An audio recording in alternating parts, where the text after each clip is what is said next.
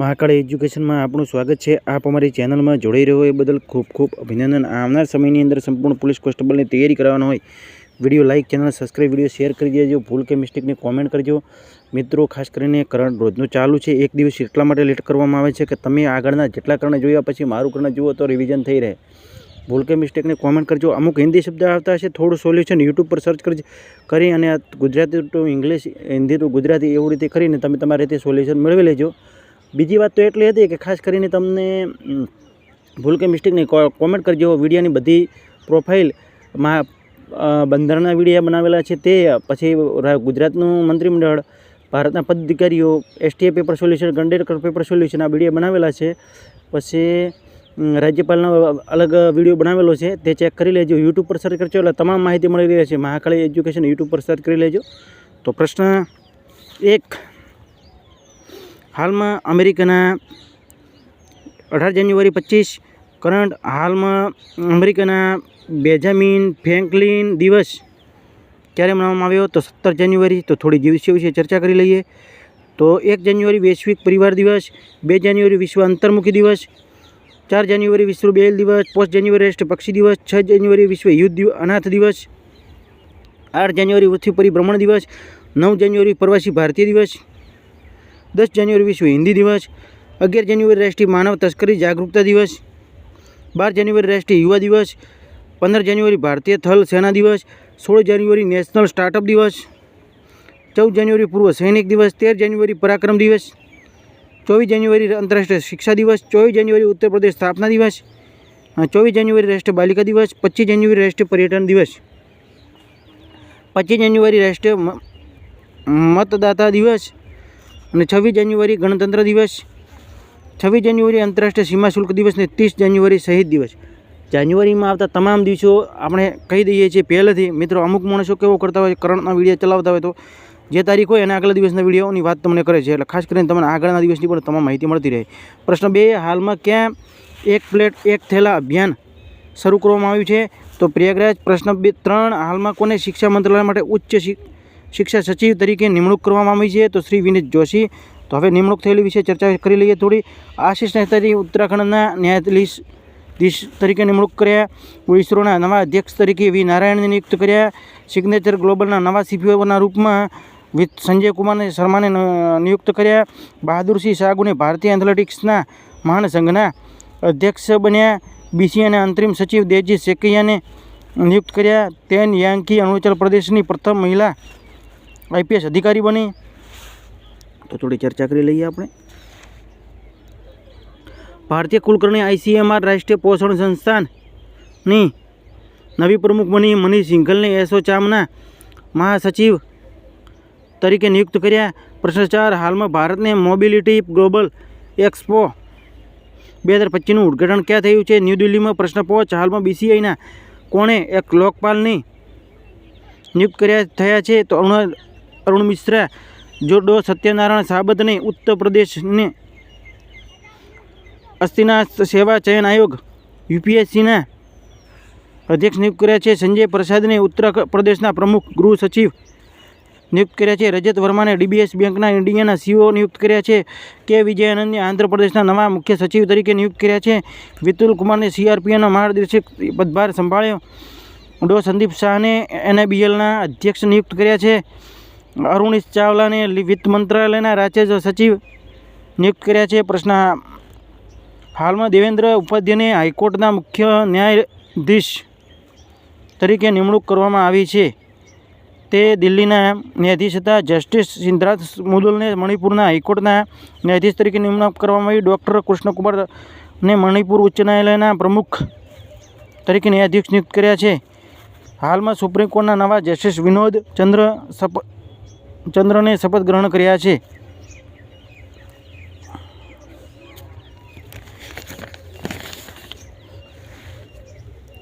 પ્રશ્ન 6, હાલમાં કોણે ન્યૂ ગ્લેન રોકેટ સફળતાપૂર્વક લોન્ચ કર્યો? તો બ્લુ ઓરિજિન।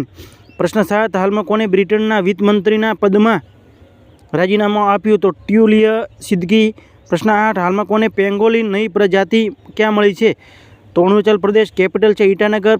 CM છે પ્રેમા ખાંડુ। રાજ્યપાલ છે કેપી પ્રનાયક. અરુણાચલ પ્રદેશમાં ઈગલ નેસ્ટ બર્ડ ફેસ્ટિવલ આયોજિત થયો. થોડી અરુણાચલ પ્રદેશ વિશે ચર્ચા કરી લઈએ.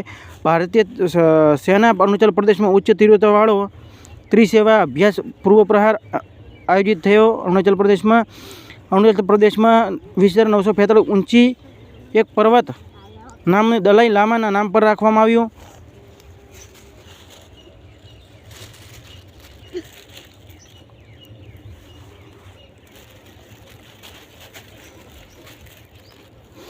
%100 ઘરેલું જળ કનેક્શન કરવાવાળો પ્રથમ રાજ્ય અરુણાચલ પ્રદેશ બન્યું. તવાંગચુ ટાઇડસ ઇન્ટરનેશનલ ક્યાંકિંગ ચેમ્પિયન 2024 અરુણાચલ પ્રદેશે આયોજિત કર્યું.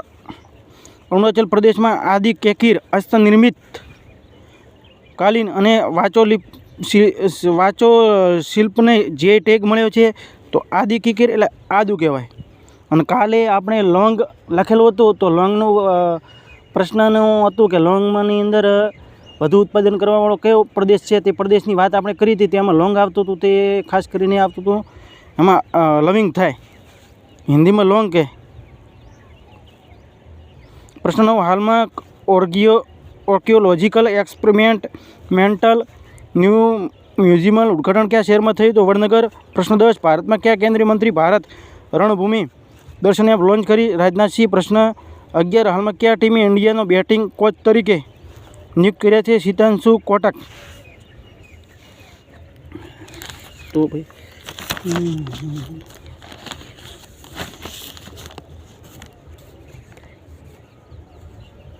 તો ભારતમાં લોંગ સૌથી વધારે ઉત્પાદન તમિલનાડુમાં છે ને. લોંગ એટલે લવિંગ થાય છે.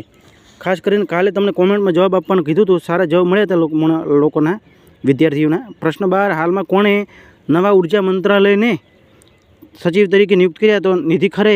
પ્રશ્ન 13, હાલમાં સ્વદેશી C6 ઓપ્ટિકલ ચિપસેટ માટે C.DOT ને કયા IIT સાથે ભાગીદારી કરી છે? તો IIT મુંબઈ. IIT મદ્રાસ એશિયામાં સૌથી મોટો ઉથલે તરંગ અનાવરણ કર્યું. IIT ગુવાહાટી કેન્સર થેરાપી માટે ઇન્જેક્ટેબલ હાઇડ્રોજેલ વિકસિત કર્યા. IIT મુંબઈ મદ્રાસ મુદ્રા પ્રસૂતિને નિપટાવવા માટે બેક્ટેરિયા વિકસિત કર્યા. QS વર્લ્ડ યુનિવર્સિટી રેન્કિંગમાં IIT દિલ્હી ટોચ પર રહ્યું છે. Kharagpur QS world university ranking 2025 ભારતમાં બીજું સ્થાન પ્રાપ્ત કર્યું. IIT ખાનગાર અન્ય લક્ષ્ય ટેલેન્ટ ફ્રોતોંગી વિકસિત કર્યા છે. પ્રશ્ન 14, હાલમાં ડેવિડ લિંચનું નિધન થયું છે. તેઓ કોણ હતા? ફિલ્મ નિર્માતા. પ્રશ્ન 15, હાલમાં કોણે સૌથી વધુ ગ્રેડ મેચ ખેલોનો રેકોર્ડ બનાવ્યો છે? તો નોવાક જોકોવિચ. પ્રશ્ન 16, હાલમાં ગાન નગઈ 2025નું ઉત્સવનું આયોજિત કયા રાજ્યમાં થયું? તો મણિપુરમાં.